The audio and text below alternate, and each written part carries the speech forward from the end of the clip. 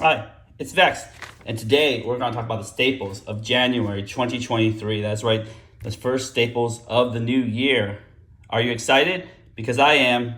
And if you haven't seen my video of my 300 plus staples, you can see it right there. That is all the staples I use to build commander decks with. I have over 100, I think 105 deck techs now that I use a bunch of these staples. So let's actually get into what I'm going to add to that pile.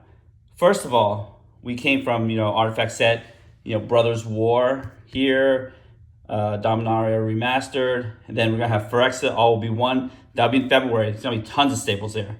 I try to add, 5 to 6 to 10, somewhere between 5 and 10 range to my staples pile every month. And I'm going to bring you videos every single month of the staples I add in. Some might be old staples, some might be new staples, some might be staples that you might not have heard of. But most of them you've heard of because they're very powerful cards that go in multiple decks. A staple is definitely a card that is a staple in archetype, a generically good staple. A staple just goes across archetypes that are really good. Anyways, let's get into the staples that I am adding to my staple pile this month. As you can see them all right here. Let's actually go through them one at a time. Let's get these out of the way here, over in the corner. These are the Ultra Staples, Bojuka Bog, Swords of Plowshares, and I kind of want to just add a new art. So Ultra Staples basically mean it's in every white deck possible, every black deck possible. And sometimes I build more than one deck at a time, and sometimes, Swords of Plowshares gets taken for one deck and I need another one. So I'm just adding a second one. Same for Bojuka Bog. I'm going to do that for all my Ultra Staples one at a time as I acquire them. That's pretty simple there. I have Cycles in my staples pile, and they finally reprinted Talisman of Progress after almost 20 years. So they finally got a good preprint. I know they reprinted it in Warhammer, but they reprinted it again cheaper inside the I think the Commander beginner decks they had at the very end of the year. So that's reprinted, and I have Talisman Impulse. I probably would never use this, but you can't have staples that are in a cycle with only 8 of them, minus the green ones. So I had to put them in there. So those are going in my staple piles. Talismans are a staple of the format. Use them all the time. They're very good. If they ever do a green-red artifact theme deck, this will go in there. There's that one dude that taps an untapped artifact or something. I forgot what it's called. If you know what it's called, leave your answers in comment below. All right, so these are the staples we have so far, the easy ones. Then we have an art swap. I had this Ristic Study in there. There's 2 reasons I want a new one. I love new border cards. I hate old border cards. I don't hate old border cards, but I'd rather just have new border cards. So Ristic Study came out inside Jumpstart 2022 with a brand new art I love so much. And then, there's a controversial thing about this artist. So I'm going to replace it with this so I can use more art appropriate and more enjoyable card, Ristic Study. All right, let's go into the new staples that are being added. They're net new. Shurikai Genesis Engine.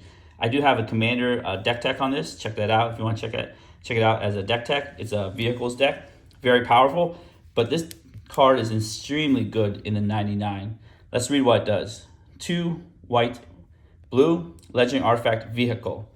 And it can be your commander right there, 8/8. 1 tap, draw 2 cards, then discard a card, and create a pilot. And a pilot is a 1/1 colorless creature, so not artifact, don't get that confused. And this creature crews vehicles as though its power were 2 greater. So essentially a 3 power crewer.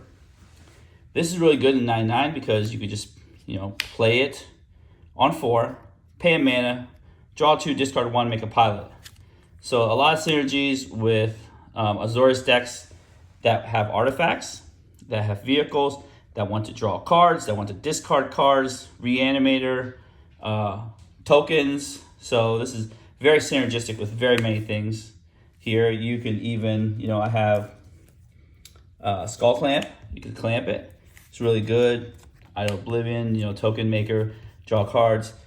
So this is very diverse, very strong card. So extremely good staple. I've been using it so many times. I've been pulling Shurikai out of my collection over and over again, putting it back. I'm like, no, this belongs in the staple pile. All right, moving on to the next staple here. In the vein of Shurikai, we have the Might Stone and the Weak Stone from Brothers War. So 5 mana value.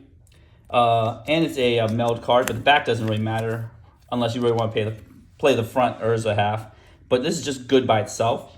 When ETBs, you draw 2 cards, so it's good card draw. Target creature gets -5/-5 until end turn, so either 1 or 2. And then tap to add 2 colorless. Oops, dropped it. This mana can't be spent to cast non-artifact spells, which is very, very confusing. So basically, it can only be spent to cast artifact spells, not even colorless spells, just artifact spells. And then it can be spent to activate abilities. So you can tap this to activate our friend Shurikai, because it does. The colorless can be used to activate any activate ability. So just remember that. I love this card because it's a mana rock that has card draw attached and removal. So it has great optionality attached to it. Good in artifact decks. This isn't as generically good as Shurikai, but it's a very good card. So I'm putting it in my staples pile here. Sometimes staples can be used like a lot, like Shurikai. Sometimes staples can be used somewhat. But I think if it's usable between many decks, it's going in the staples pile. So along the lines of little tokens, see everything is on theme today. We have these 2 cards here. A card from another card from Brothers of War, Takashi's Welcome, 2 and white, enchantment. Whenever 1 or more creatures with mana value 3 or less ETB under your control, draw a card. And this ability triggers only once. So let's talk about Takashi's Welcome first. Same thing, very synergistic with Shurikai. You can tap this. This is an instant, so you don't even have to tap it during your turn. You can tap it, make a surprise blocker, or tap it after everybody rafts. Then with this ETBs, this triggers, and this is trigger once on each player's turn. So you can trigger four times a round. So it's extremely good. And it's enchantment, so it's a little hard to get to remove. That's why I like Takashi's Welcome. I think we have a lot of tokens. So this goes in token decks, essentially token decks, small creature decks. Again, not generically powerful, but very powerful. Any kind of token, small creature decks, Takashi's Welcome is always welcome. Then on that vein, we have Rumor Gatherer. It's 1 white, Elf Wizard Alliance. Whenever another creature ETBs under your control, scry 1. If this is the second time this ability has resolved this turn, draw a card instead. It's 2/1. The white is harder on the mana base, but recently I had my Myrel deck.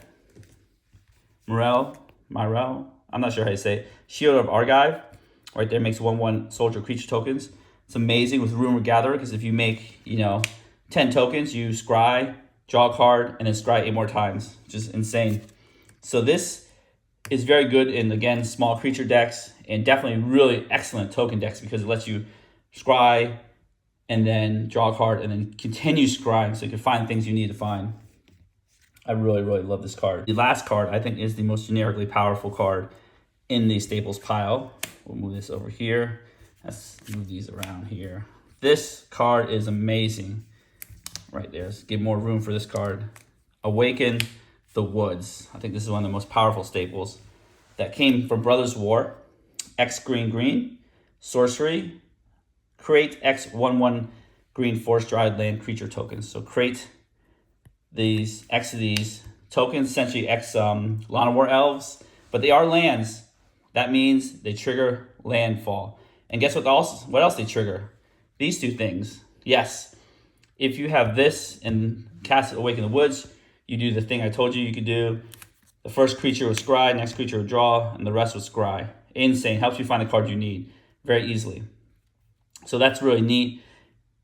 And this goes in landfall decks, token decks. And to tell you the truth, this one replaces... I'm thinking about this replacing Cultivate with this in certain decks, but, I believe it's so generically powerful. I don't include it in all my decks because it's just, you start doing the same thing over and over again. But it's kind of like a Rhystic Study. You technically should include it in every single blue deck possible. It is a somewhat annoying card to play against. This card is so generically powerful on its own. I would, replace like a Sky Shroud Claim right here. You search your deck for 2 forest cards. Same mana value, 2 green. Essentially, you get 2 of these. 2 forest cards, 2 landfall triggers. This is really good in the late game too, because you get 1/1 creatures that can block attack. So they actually do things. They trigger these little guys right here. They are land. They are summoning sick, so you have to wait next turn to tap them to tap for mana. This is insane in landfall deck, so this is definitely in my Omnath deck right here. Omnath with landfall, make it 5/5. So essentially, if you have Omnath on the board, you make 10 of these, you make 10 5/5s. This is the most insane, I believe, borderline broken card that came out of Brothers War. I don't know how people are dealing with this card. And then you could also play it for, it's like, fair-ish cost. The Skyshard Claim mode for 4 mana, 2 dudes. 5 mana, 3 dudes. I love it because it scales. It scales so well. And it gives you dude lands. And then also, on top of being land creature tokens, Cyclonic Rift can't touch it. Removal spells like Anguish Unmaking can't touch it, because anything that says non-land, like this is a land, can't touch it. Farewell can touch it, actually. Things that say Hour of Revelation, which destroys all non-land permanents, can't touch this. So, I feel like it's like Hammer Time. Can't touch this. Anyways, I'm just kidding. So those are our staples of January 2023. Tell me what you think are the staples that belong in the list, and maybe I'll consider it for next month. And that's it for me. Don't forget to give this video a thumbs up, smash the subscribe button, hit the notification bell to be alerted for videos in the future. And I forgot to mention, I have the deck list, not deck list, I'm talking about. I'm so used to deck text. I have the list of staples in the description below, along with all my cool affiliate links. Help support the channel. Click on those links, support the channel. And as always, have a wonderful day.